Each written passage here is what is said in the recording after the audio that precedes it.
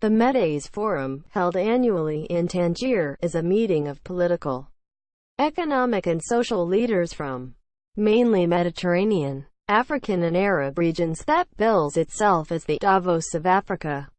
But MEDays was notably different from Davos in one key aspect. On Thursday, the first full day of events, its panel on female entrepreneurship was populated entirely by women. Women may be the best equipped to talk about the challenges they face. But at the 2016 Davos panel on empowering women, the panelists were all men, although the moderator was a woman and there was at least one woman present in the overwhelmingly male audience. Not so at MEDays. The Bolstering Growth Through Gender Equality panel featured 9 women from different parts of the world, and from different industrial sectors.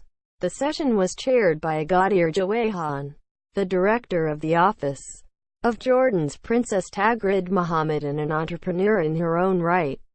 Jawayhan talked about the need to make the initiatives that are available to urban women in the developing world also accessible to women in rural areas, a concern echoed by several other panelists.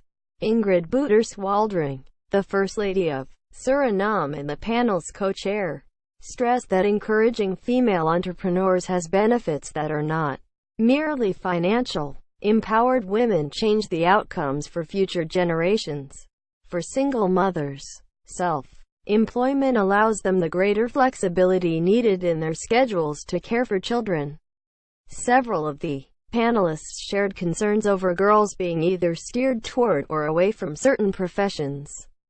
"We need to not ignore the role of gender socialization," said panelist Motswana Malotlegi, Princess of the Royal Bafokeng Nation in South Africa. Amani Asfer, World President of the International Federation of Business and Professional Women, stressed the need for governments to adopt policies that support small and medium-sized businesses. For example, she said, such companies should be included as candidates in any government tender so that large enterprises don't dominate the marketplace, and established companies should be encouraged to purchase from smaller enterprises. Business leadership is an ecosystem, she said. Asfer stressed the need for the developing countries of the Global South not to rely on exporting resources but instead to move toward value-added commodities.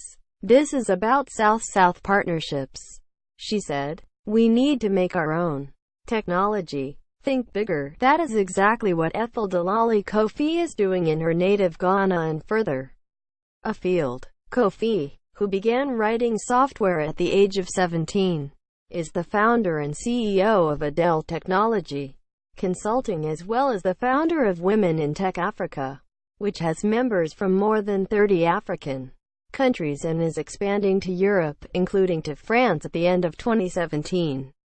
Kofi noted that there is no dearth of female entrepreneurs in Africa, but what they lack is the know-how required to grow and scale their businesses. Like other panelists, she stressed that women should not only focus on areas that are traditionally female but should also be encouraged to enter male-dominated fields such as technology and engineering. Kofi said that she is often the sole woman, or one of only a few, in the room at technology events. She highlighted the need to mentor and support young women entering diverse fields, noting that the few women who pursue careers in male-dominated industries often leave after just a few years. Women need to be bolder, she said, not only in their choice of careers but in the opportunities they can envision for themselves. I resent the fact that the conversation around women and women entrepreneurship is around